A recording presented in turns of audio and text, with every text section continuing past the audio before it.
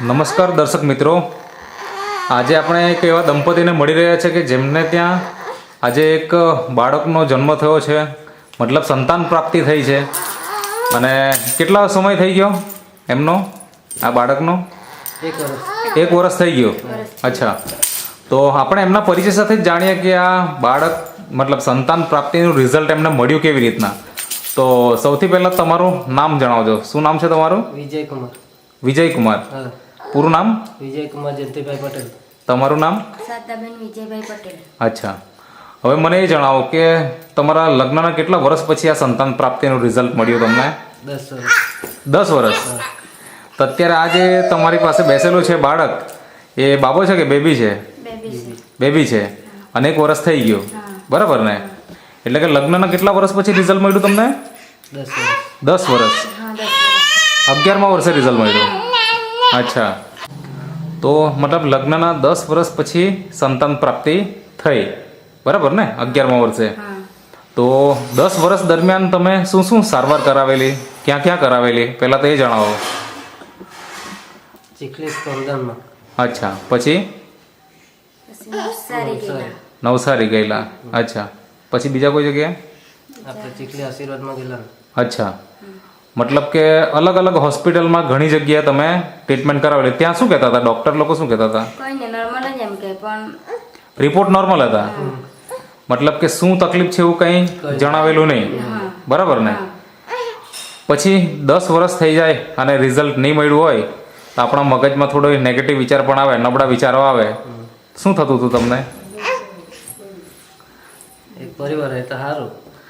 મતલબ ઈચ્છા તો ખરી પણ રિઝલ્ટ મળે નહીં. હા, મતલબ આપણે હોસ્પિટલમાં આટલી બધી જગ્યાએ ગયા અને ત્યાં આપણને જ્યારે જોઈતું રિઝલ્ટ નહીં મળ્યું હોય તો આપણા ગામમાં કેવું હોય કે ભગત ભુવાનું પણ કરાવે. તેવું કંઈ તમે કરાવેલું? કરાવેલ. હા ગયેલા. અચ્છા, ક્યાં ગયેલા? કયા એરિયામાં? ફરેલા. કેટલાક? અમારે છે ને ગયા તો અમારે જારી ગયા તો કામ થયું અમારે. અચ્છા, કેટલા જગ્યાએ ગયેલા તમે ભગત પાસે? એમ તો વાંધો અંદાજે? બહુ ગયેલા સારંગપુર બાજુ. અચ્છા, મતલબ અંદાજે આપણે કહીએ તો કેટલાક ભગત પાસે ગયેલા છે? 5, 10, 20, 25? મતલબ યાદ નથી એટલી? ગયેલા તો બહુ પણ. અચ્છા, તો મતલબ ત્યાં જ ગયા પછી ત્યાં શું જણાવવામાં આવતું હતું? કઈ ભગત તો કે બહારનું કરાવે. બહારનું જ કાઢે. અને પછી એ લોકોનું વિધિ કરવા માટે કહેતા હોય, તેવી કોઈ વિધિને એવું કરાયું ખરું?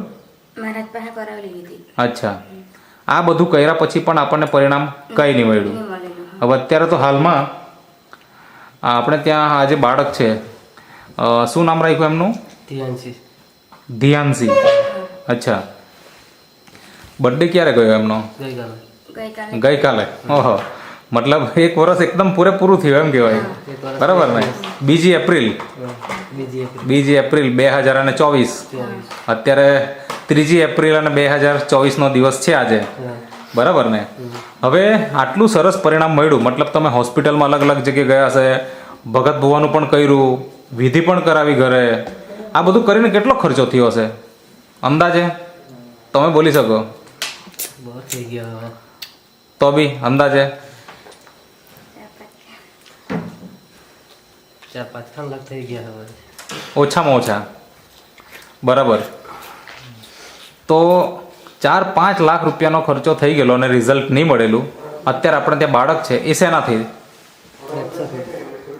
આજે અહીંયા પ્રોડક્ટ રાખી છે એમના મારફતે આપણને રિઝલ્ટ મળ્યું.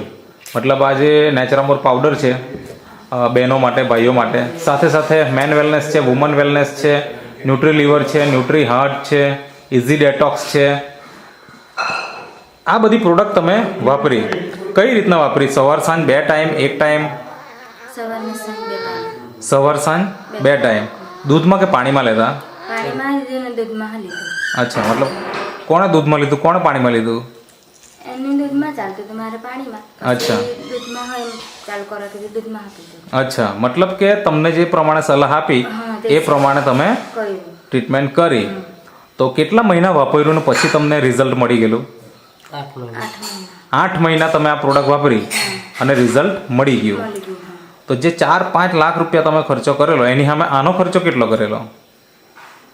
અંદાજે કંઈ યાદ હોય તો 8 મહિનાના આપણે ખર્ચા જગદીશભાઈ તમે બોલી શકો કેટલો ખર્ચો કર્યો છે હમણાં? એ 50,000 50,000 આસપાસ. બરાબર.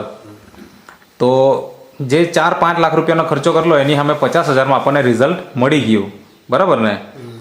આજે ઘણા બધા દંપતીઓ છે કે જેમને આવી તમારી જેવી સમસ્યાઓ છે, તો એમને શું કહેવું છે તમારે આ વસ્તુ માટે નેટસપ કંપનીની?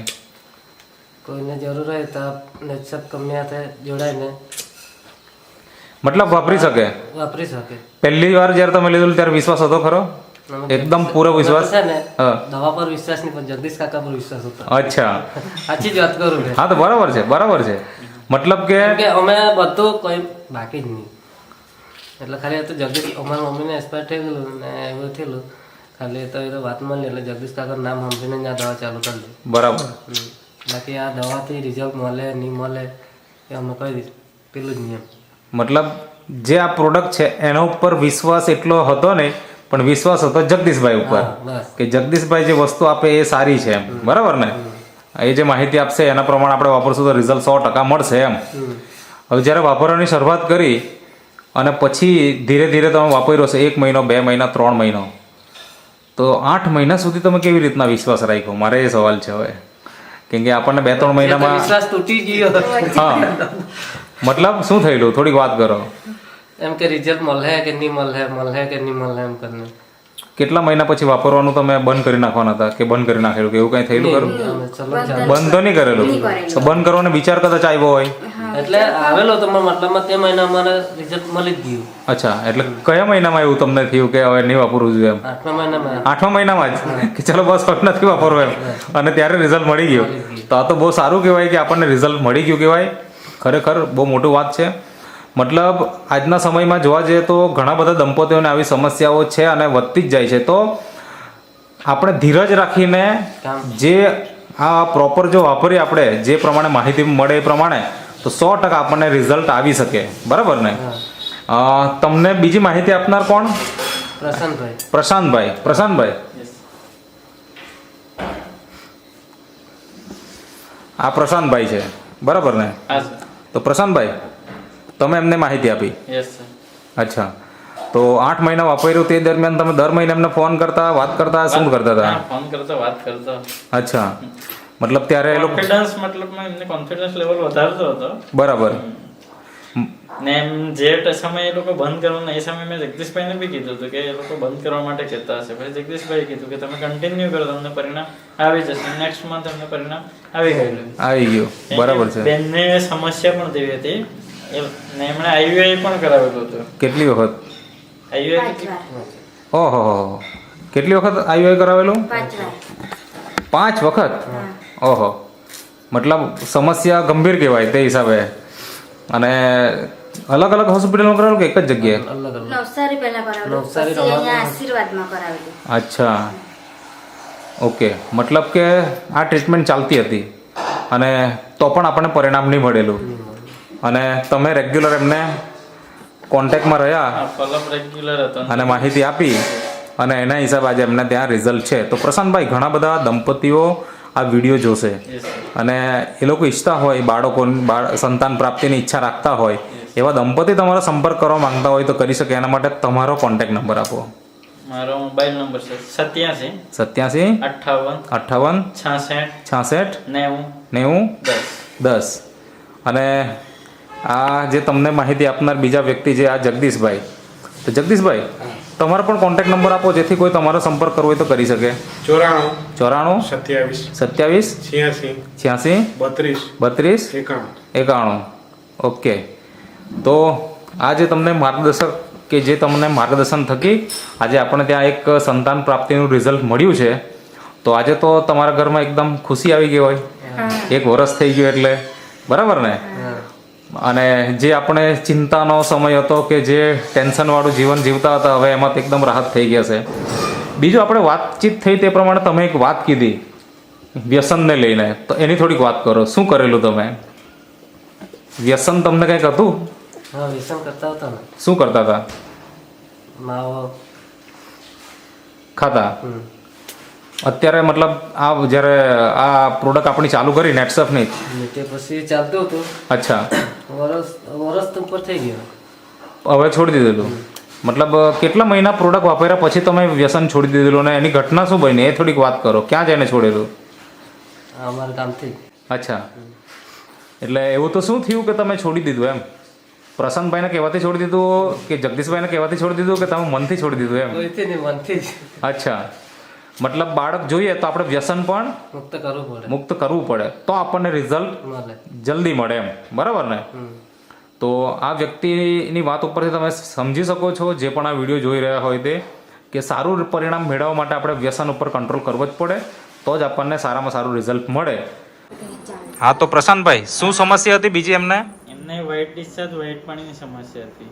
અચ્છા, એટલે પ્રેગ્નન્સી દરમિયાન એ ચાલુ હતું? પહેલાથી જ ચાલુ હતું ને એમને પ્રેગ્નન્સી રહી ગઈ તો પણ એમને વ્હાઇટ ડિસ્ચાર્જની સમસ્યા હતી. અચ્છા, પછી એમાં શું થયું? છતાંય પરિણામ એમને આવી ગયો. અચ્છા, એટલે પ્રેગ્નન્સી દરમિયાન તમને વ્હાઇટ પાણી જતું હતું? ઓકે, તો પણ તમને રિઝલ્ટ મળી ગયું? તો આ તો બહુ જોરદાર પરિણામ કહેવાય.